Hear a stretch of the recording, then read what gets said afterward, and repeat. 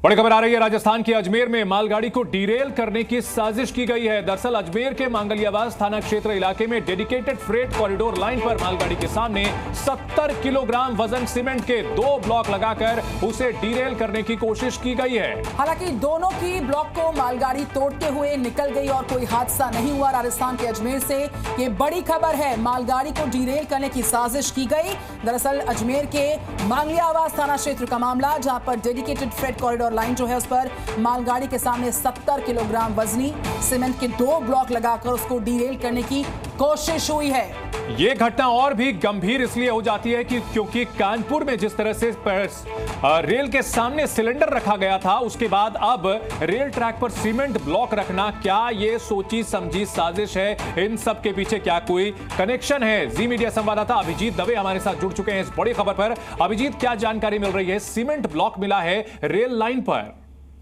देखिए, ये घटना रविवार रात की है। करीब 10:30 बजे डीएफसी का ये रेलवे ट्रैक है। इस ट्रैक पर पैसेंजर ट्रेन नहीं मूव करती हैं। डीएफसी का ये ट्रैक है और इसी पर गुड्स ट्रेन रन कर रही है। संडे नाइट को करीब 10:30 बजे इस ट्रैक पर सरादना बांगड़ के पास में ये ट्रैक गुजर रहा था। वहां से फुलेरा अहमदाबाद ये रूट चार्ट था। यहाँ पर सरादना बांगड़ के पास में इस ट्रैक पर 70 किलो वजनी सीमेंटेड ब्लॉक जो थे वो रखे हुए थे और जो गुड्स ट्रेन के पायलट थे उस मालगाड़ी से ये सीमेंटेड ब्लॉक हिट हुए हैं और इसके टुकड़े जो है ट्रैक के आसपास बिक रहे हैं। इस घटना के तत्काल बाद से जो है डीएफसी एडमिनिस्ट्रेशन को इसकी सूचना दी गई। मौके पर जो है पेट्रोलिंग टीम वहां पर पहुंची। उसने तुरंत प्रभाव से वहां से इन चीजों को कलेक्ट करने के साथ ही जो क्लोजेस्ट पुलिस स्टेशन है मांगलियाबाज थाना पुलिस, वहां पर इस चीज की एक कंप्लेंट दर्ज करा दी गई है कि इस तरह का हादसा ट्रेन को डिरेल करने की कोशिश के तहत हुआ है और इससे ये ट्रेन जो है वो हिट हुई है। फिलहाल जो पुलिस है उसने मामला दर्ज कर इस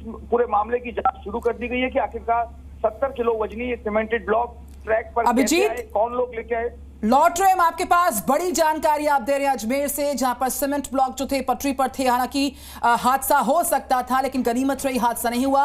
और कानपुर में किस तरीके से एक मामला सामने आया था और एक उसी तर्ज पर एक मामला अजमेर में किस तरीके से यहां पर मालगाड़ी को डीरेल करने की प्लानिंग की गई है। क्या ये बड़ा हादसा हो सकता था? तो 2 बड़ी तस्वीरें आपके सामने। कानपुर में सिलेंडर और अजमेर में सीमेंट के ब्लॉक पटरी पर पाए गए। 70 किलोग्राम वजनी सीमेंट के 2 ब्लॉक्स हैं। उनको तोड़ते हुए पार करते हुए ये आगे जाकर ट्रेन जो है मालगाड़ी जो है डीरेल हो गई, लेकिन बड़ा हादसा हो सकता था। गनीमत रही हादसा टल गया।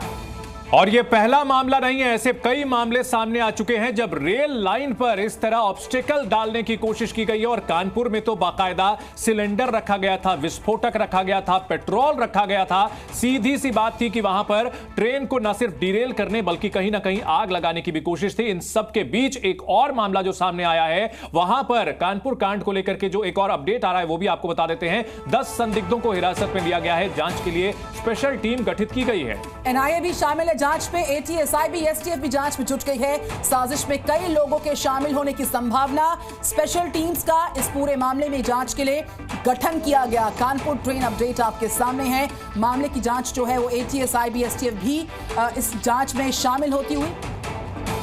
तो इस साजिश में कई लोगों के शामिल होने की आशंका है। और कालिंदी एक्सप्रेस जिसके सामने सिलेंडर रखा गया था और पेट्रोल रखा गया था, इस मामले की जांच में तमाम एजेंसियां जुट चुकी हैं। एनआईए की टीम भी इसमें जुट चुकी है कि आखिरकार ये साजिश किसने की थी, लोगों की जान से खिलवाड़ करने के पीछे कौन लोग हैं, अब उनकी तलाश की जा रही है। 10 संदिग्धों को पकड़ा गया है, इसमें उनसे पूछताछ की जा रही है। सोचिए जरा, कालिंदी एक्सप्रेस जिसके सामने सिलेंडर बरामद किया गया था कल।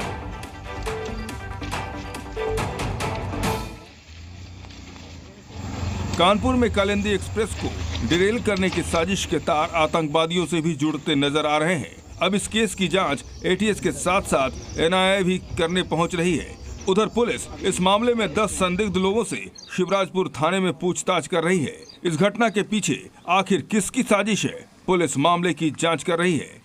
डॉग स्क्वाड लगा हुआ है, सारी जांच एजेंसियां लगी हुई हैं। हम लोग पूरा प्रयास कर रहे हैं कि घटना का शीघ्र अनावरण करें। रविवार रात प्रयागराज से भिवानी जा रही कालिंदी एक्सप्रेस के सामने रेलवे ट्रैक पर रसोई में इस्तेमाल होने वाला भरा हुआ गैस सिलेंडर मिला था। ट्रेन ड्राइवर ने समय रहते ब्रेक लगाया, बावजूद इसके सिलेंडर ट्रेन की टक्कर से दूर जा गिरा। टक्कर से सिलेंडर कई जगह पिचक गया। गनीमत रही कि इसमें धमाका नहीं हुआ। साजिश किस कदर गहरी थी, कि इसका अंदाजा रेलवे ट्रैक के पास मिलने वाले बारूद, पेट्रोल से भरी बोतल और माचिस से लगाया जा सकता है। तो 10 संदिग्धों को इस पूरे मामले में हिरासत में लिया गया और 219 कैमरों की मदद से उनके फुटेज को खंगाला जा रहा है। जिस तरीके से अब तक शुरुआती डिटेल सामने आ रही है, क्या कोई जिहादी कनेक्शन है? इस बीच ग्राफिक्स देते हैं और आपको विस्तार के साथ बताते हैं कि इस पूरी लोकेशन पर जहां पर हमले के लिए इसको लोकेट किया गया है, इस जगह को चुना गया है और अभी तक की जांच जो हुई उसमें जो बात सामने आई उसके मुताबिक पूरी तैयारी के बाद, प्लानिंग के बाद इस जगह का चयन किया गया था। पेट्रोल पंप यहां से महज 300 मीटर की दूरी पर था, यानी पेट्रोल यहां आसानी से लाया जा सकता था। हाईवे के करीब, यानी यहां पर इस पूरित विस्फोटक को और सिलेंडर को रखने के बाद यहां से भागना भी काफी आसान था, लिहाजा इस जगह को चुना गया। यानी कई सारी ऐसी बातें थी जिनकी वजह से इसी लोकेशन को चुना गया था। रेलवे ट्रैक के आसपास आबादी नहीं है और ऐसे में कोई चश्मदीद वहां किसी को देख सकता है, इसकी भी उम्मीद नहीं थी। वहीं दिल्ली और लखनऊ यहां से आसानी से भागना संभव है। अलीगढ़, आगरा भी भागना संभव है, न सिर्फ दिल्ली और लखनऊ बल्कि अलीगढ़ भागा जा सकता है, आगरा तक निकला जा सकता था। और जो डॉग स्क्वाड है वो रेलवे ट्रैक को सूंघ कर जब आगे बढ़े तो वो हाईवे तक आकर भटक जाते हैं। किस तरीके से पूरी प्लानिंग हुई है, एग्जीक्यूशन की पूरी तैयारी थी और आपको हम ये पूरी डिटेल्स बता रहे हैं कि इस हमले के लिए इसी जगह को क्यों चुना गया, क्योंकि पेट्रोल पंप की दूरी भी करीब 300 मीटर के आसपास है।